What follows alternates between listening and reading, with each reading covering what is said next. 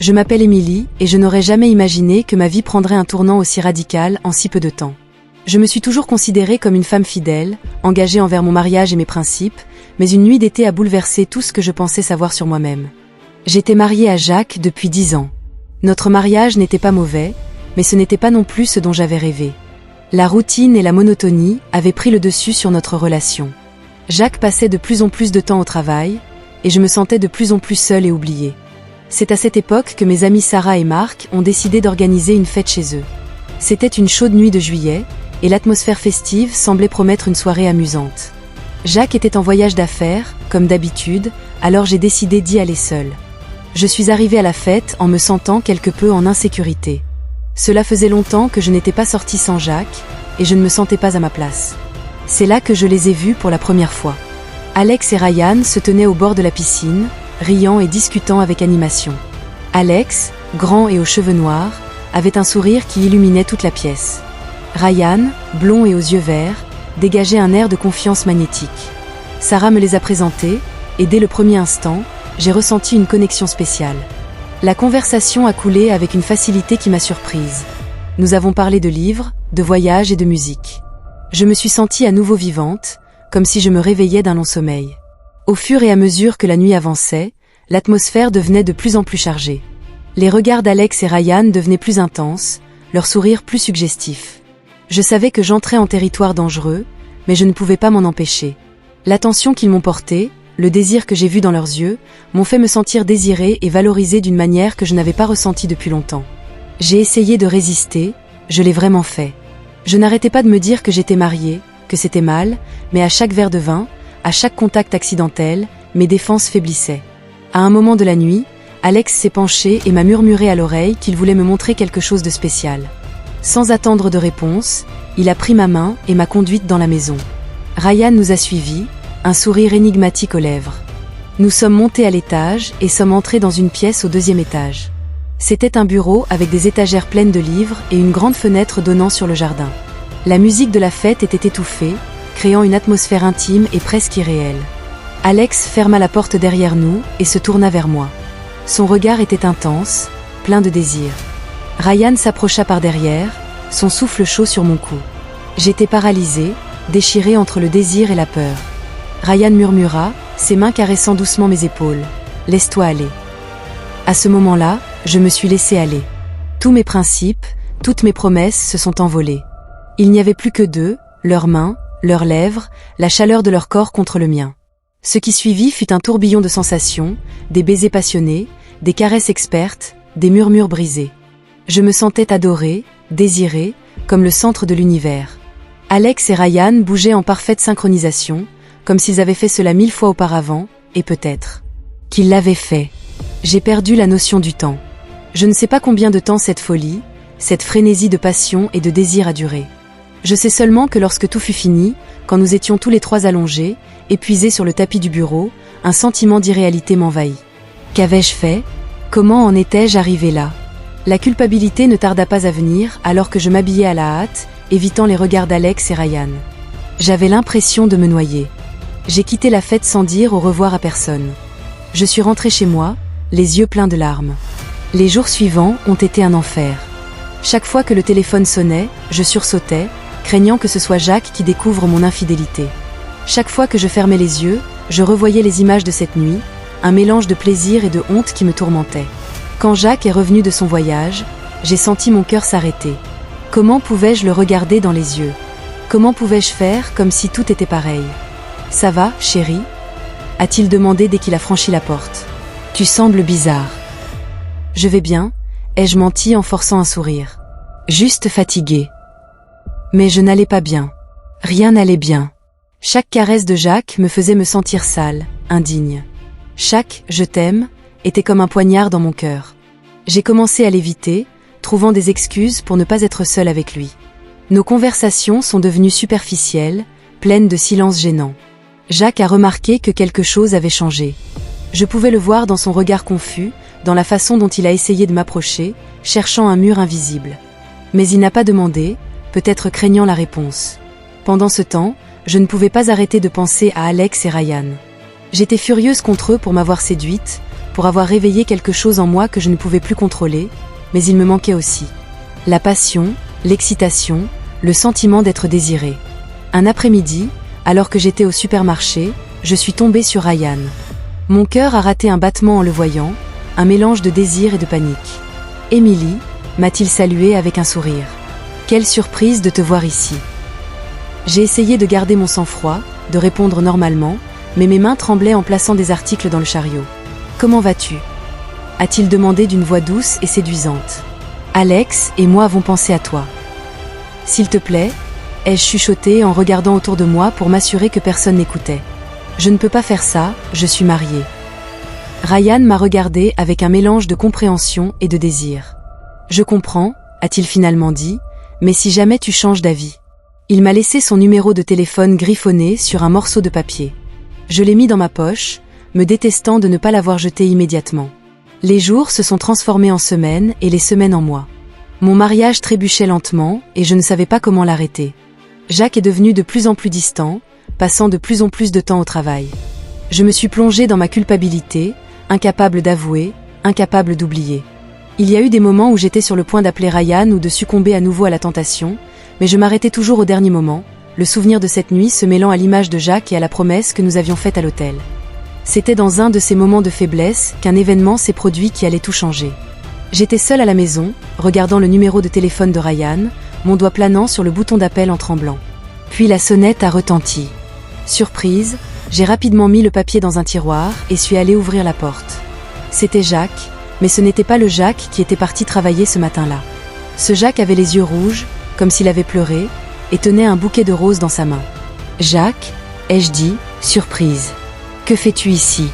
Je pensais que tu avais une réunion importante. » « Je l'ai annulée » a-t-il répondu, sa voix rauque. « Émilie, nous devons parler. » Mon cœur s'est arrêté. Savait-il ? Avait-il découvert mon infidélité ? Je l'ai laissé entrer, me préparant au pire. Nous nous sommes assis sur le canapé, un silence tendu entre nous. « Émilie » a commencé Jacques, sa voix tremblant légèrement. « Je sais que les choses ne vont pas bien entre nous ces derniers temps, et je pense que c'est ma faute. » Je l'ai regardée, confuse, ce n'était pas ça à quoi je m'attendais. J'étais tellement concentrée sur mon travail pour obtenir cette promotion que je t'ai négligée, a-t-il continué. Je t'ai prise pour acquise et ce n'est pas bien. Tu mérites mieux, tu mérites tout. Les larmes ont commencé à couler dans mes yeux. La culpabilité m'étouffait. Jacques prenait toute la responsabilité alors que c'était moi qui avais trahi notre confiance. Jacques, ai-je commencé, mais il m'a interrompu. Laisse-moi finir, s'il te plaît, a-t-il dit en prenant mes mains dans les siennes. Je t'aime, Émilie, plus que tout au monde, et je veux que nous soyons à nouveau ce que nous étions. Je veux que nous soyons à nouveau heureux ensemble. Me donnerais-tu une autre chance ? À ce moment-là, j'avais l'impression que le poids du monde était tombé sur mes épaules. Jacques était là, m'ouvrant son cœur, me demandant une chance. Je ne méritais pas cela. Comment pouvais-je continuer à lui mentir ? Comment pouvais-je continuer à cacher la vérité ? J'ai pris une décision à ce moment-là, une décision qui, je le savais, pouvait me coûter mon mariage, mais qui était nécessaire si je voulais avoir une chance de sauver notre relation. Jacques, ai-je dit d'une voix à peine audible avant qu'il ne continue. Il y a quelque chose que je dois te dire. Et puis, avec le cœur dans la gorge et les larmes coulant sur mes joues, je lui ai tout raconté. Je lui ai parlé de la fête, d'Alex et Ryan, de comment je m'étais sentie seule et oubliée. Je lui ai parlé de cette nuit de passion et de la culpabilité qui me rongeait depuis. Jacques écoutait en silence, son visage un masque de douleur et de choc. Quand j'ai fini, le silence qui a suivi était assourdissant. « Pourquoi » a-t-il dit, sa voix à peine audible. « Parce que j'étais blessée, parce que je me sentais seule. » ai-je répondu, sachant qu'aucune excuse ne serait suffisante. « Parce que j'ai fait une terrible erreur et je le paie chaque jour depuis. » Jacques s'est levé du canapé, me tournant le dos. Pendant un moment, j'ai pensé qu'il allait partir, que tout était fini. Mais ensuite, il s'est tourné vers moi et j'ai vu quelque chose dans ses yeux que je n'attendais pas, de la détermination. « Émilie » a-t-il dit, sa voix ferme malgré la douleur évidente. « Ce que tu as fait plus mal que je ne peux l'exprimer, mais je sais aussi que je n'ai pas été le meilleur mari ces derniers temps. Nous avons tous les deux échoué de différentes manières. » Il s'est assis à nouveau à côté de moi, prenant mes mains dans les siennes. « Je ne sais pas si nous pouvons surmonter cela. Je ne sais pas si j'y arriverai un jour. Je ne peux pas oublier ce qui s'est passé, mais je sais que je t'aime et que je veux essayer. Si tu le veux, Si tu es prête à te battre pour notre mariage, alors je suis prêt à essayer. » Ces mots m'ont laissé sans voix. Je m'attendais à de la colère. Je m'attendais à ce qu'il me quitte, mais pas à ça, pas à cette offre de pardon et de réconciliation. « Oui », ai-je dit en larmes, « oui, je veux essayer. Je t'aime, Jacques, et je ferai tout ce qu'il faut pour regagner ta confiance. » Les mois suivants ont été difficiles. Il y a eu des moments de douleur, de colère réprimée, de doute. Nous avons commencé une thérapie de couple, nous avons appris à communiquer à nouveau, à vraiment nous écouter. Petit à petit, jour après jour, nous avons reconstruit notre relation. Jacques a appris à mieux équilibrer son travail et notre vie de couple. J'ai travaillé dur pour regagner sa confiance, en étant complètement transparente en tout. Ce n'était pas facile. Il y a eu des jours où nous pensions que nous n'y arriverions pas, mais nous nous sommes accrochés l'un à l'autre, nous souvenant de l'amour qui nous avait unis. 1 an après cette nuit fatidique, Jacques et moi avons renouvelé nos vœux de mariage. C'était une petite cérémonie intime, juste nous deux et une poignée d'amis proches. Lorsque nous nous sommes regardés dans les yeux et avons répété nos promesses, j'avais l'impression que nous commencions une nouvelle vie, plus fort que jamais. Cette nuit-là, alors que nous étions allongés dans le lit, Jacques m'a serré fort dans ses bras. « Tu sais », a-t-il dit doucement, « je pense que d'une certaine manière, nous devrions être reconnaissants pour ce qui s'est passé. » Je l'ai regardé, surprise. « Que veux-tu dire ? » « Ça nous a forcés à faire face aux problèmes que nous avions, » a-t-il répondu. « Ça nous a forcés à nous battre pour notre mariage, pour nous rappeler pourquoi nous sommes tombés amoureux en premier lieu. Et maintenant j'ai l'impression de t'aimer plus que jamais. » J'ai senti des larmes monter à mes yeux, mais cette fois, c'était des larmes de bonheur. « Je t'aime aussi », ai-je murmuré, plus que jamais. Alors que nous nous endormions dans les bras l'un de l'autre, j'ai réfléchi au voyage que nous avions fait. J'avais fait une terrible erreur, une erreur qui aurait pu détruire tout ce que j'aimais. Mais à travers la douleur, le pardon et le travail acharné, nous avions trouvé une nouvelle force dans notre amour. Je ne peux pas changer le passé, je ne peux pas effacer ce que j'ai fait, mais je peux en tirer des leçons.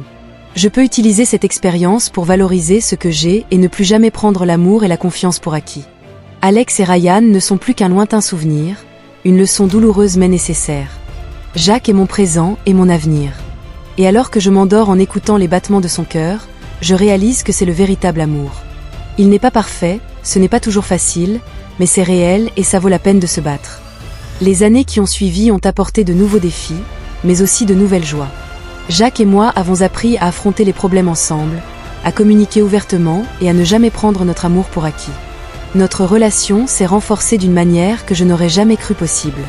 Nous avons décidé de déménager dans une nouvelle ville à la recherche d'un nouveau départ. C'était effrayant au début de laisser derrière nous tout ce qui était familier, mais aussi excitant. C'était comme si nous écrivions un nouveau chapitre de notre histoire ensemble.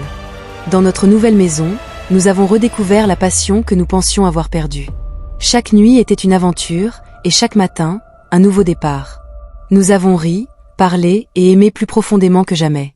Un jour, alors que nous marchions dans un parc voisin, Jacques s'est soudainement arrêté et m'a regardé avec une expression sérieuse. « Émilie, » dit-il en prenant mes mains dans les siennes, « il y a quelque chose à quoi j'ai pensé ces derniers temps. » Mon cœur a raté un battement. Malgré le chemin parcouru, il y avait encore des moments où la peur me submergeait, des moments où je craignais que le passé ne revienne nous hanter. « Qu'est-ce que c'est, chérie ?» ai-je demandé en essayant de rester calme. Jacques a souri, un sourire qui a illuminé tout son visage. « Je pense que je suis prêt à fonder une famille. Que penses-tu d'avoir un bébé ?» Les larmes me sont immédiatement montées aux yeux. C'était quelque chose dont nous avions vaguement discuté dans le passé, mais que nous avions toujours reporté pour une raison ou une autre. Entendre Jacques dire qu'il était prêt, qu'il voulait franchir ce pas avec moi, m'a rempli d'une joie indescriptible. « Oui », ai-je répondu à travers des larmes de bonheur, « oui, je veux avoir un bébé avec toi. » Nous nous sommes enlacés là, au milieu du parc, sans nous soucier des regards curieux des passants. À ce moment-là, j'ai senti que tout dans ma vie s'était enfin mis en place. Les mois suivants ont été un tourbillon d'émotions. L'excitation d'essayer de concevoir, l'anxiété d'attendre, la joie indescriptible. Quand nous avons finalement vu ces 2 lignes sur le test de grossesse, la grossesse n'a pas été facile. Il y a eu des moments de nausée terribles, des sautes d'humeur qui ont mis notre patience à l'épreuve, des peurs et des insécurités. Mais Jacques était à mes côtés à chaque étape, me tenant la main pendant les échographies, me frottant le dos pendant les nuits blanches, m'assurant constamment que j'étais belle et forte. Quand notre fille Sophia est née 9 mois plus tard, j'avais l'impression que mon cœur allait exploser d'amour. La voir pour la première fois, tenir son petit corps dans mes bras, était une expérience que je ne pourrais jamais décrire adéquatement. Dire que Jacques la tenait avec des larmes dans les yeux et un sourire qui illuminait toute la pièce m'a fait réaliser à quel point j'avais de la chance. Les premiers mois avec Sophia ont été épuisants mais merveilleux. Des nuits blanches, des couches sans fin, l'inquiétude constante de savoir si nous le faisions bien. Mais ce furent aussi des mois pleins de premiers sourires, de rires contagieux, de moments de pur bonheur. Une nuit, alors que je nourrissais Sophia dans le fauteuil à bascule de sa chambre, Jacques est entré tranquillement et s'est agenouillé à côté de nous. « Tu sais » a-t-il dit doucement en caressant la tête de notre fille, « parfois je pense encore à tout ce que nous avons traversé pour en arriver là. » J'ai senti une boule dans ma gorge. Je savais exactement ce qu'il voulait dire. Moi aussi, j'ai admis que Jacques m'avait regardé, ses yeux pleins d'amour et de compréhension. Mais tu sais quoi ? Je ne changerai rien, car tout cela nous a amenés ici, à ce moment parfait. J'ai regardé notre fille dormir paisiblement dans mes bras, puis mon mari, l'homme qui avait pardonné l'impardonnable et m'avait aimé inconditionnellement. Je savais qu'il avait raison. Le chemin n'avait pas été facile. Nous avions fait face à des trahisons, à des douleurs, à des doutes. Mais chaque obstacle, chaque larme versée, nous avait conduit à ce moment, à cette famille que nous avions construite ensemble. Tandis que je berçais doucement Sophia, je réfléchissais à la façon dont une seule décision peut changer le cours d'une vie, à la façon dont un moment de faiblesse peut vous mener au bord de l'abîme, mais aussi à la façon dont le véritable amour peut vous sauver, vous donner la force de vous battre et de reconstruire. Alex et Ryan n'étaient plus qu'un lointain souvenir, une leçon douloureusement apprise. Jacques et Sophia étaient mon présent et mon avenir, ils étaient ma maison, ma force, ma raison d'être meilleur chaque jour. Je ne peux pas dire qu'il n'y ait pas de moment où le passé essaie de s'insinuer dans mon esprit. Il y a des nuits où je me réveille surprise, l'écho des vieilles erreurs résonne dans ma tête. Mais ensuite, je regarde Jacques dormir paisiblement à côté de moi, la douce respiration de Sophia à travers le babyphone, et je sais que je suis exactement là où je devrais être. Notre vie n'est pas parfaite. Nous avons des disputes, nous avons des jours difficiles. Élever un enfant est un défi constant. Garder l'étincelle vivante dans un mariage demande des efforts et du dévouement, mais nous relevons chaque défi ensemble, plus fort pour tout ce que nous avons surmonté. À mesure que Sophia grandissait, Jacques et moi nous efforçons de créer un foyer plein d'amour, d'honnêteté et de confiance. Nous voulions que notre fille grandisse en sachant que le véritable amour existe, que les erreurs peuvent être pardonnées, que la famille est un havre de paix dans un monde parfois chaotique. Quand Sophia a eu 5 ans, nous avons décidé de lui raconter une version simplifiée de notre histoire. Pas les détails triés, bien sûr, mais l'essentiel, que maman et papa avaient traversé des moments difficiles, mais que leur amour avait été plus fort que n'importe quel obstacle et qu'ils vivaient heureux pour toujours. Est-ce qu'ils vivent heureux pour toujours ? A demandé Sophia avec des yeux brillants, toujours la romantique. Jacques et moi avons échangé un regard entendu avant de répondre à l'unisson. Nous y travaillons, chérie. Parce que c'est la vérité. Il n'y a pas de bonheur parfait pour toujours. L'amour, le mariage, la famille, tout demande un travail constant. Mais chaque jour, chaque moment que je passe avec Jacques et Sophia me rappelle que ça en vaut la peine. Parfois, quand je regarde en arrière, je reconnais à peine la femme que j'étais cette nuit d'été, la femme qui était sur le point de tout abandonner pour un moment de passion. Mais je ne la juge pas. Je comprends qu'elle était perdue, blessée, cherchant quelque chose qu'elle pensait manquer. Ce que je ne savais pas alors, c'est que ce que je cherchais avait toujours été là. C'était dans les petites choses, dans la façon dont Jacques me regardait le matin, dans la façon dont il me tenait la main pendant les films, dans la façon dont il savait toujours quand j'avais besoin d'un câlin silencieux. Maintenant, 10 ans après cette nuit fatidique, je peux dire avec certitude que je suis heureuse, non pas d'une manière parfaite et simple, mais d'une manière réelle et profonde. J'ai un mari qui m'aime inconditionnellement, une fille qui illumine chacun de mes jours et une maison remplie de rire et d'amour.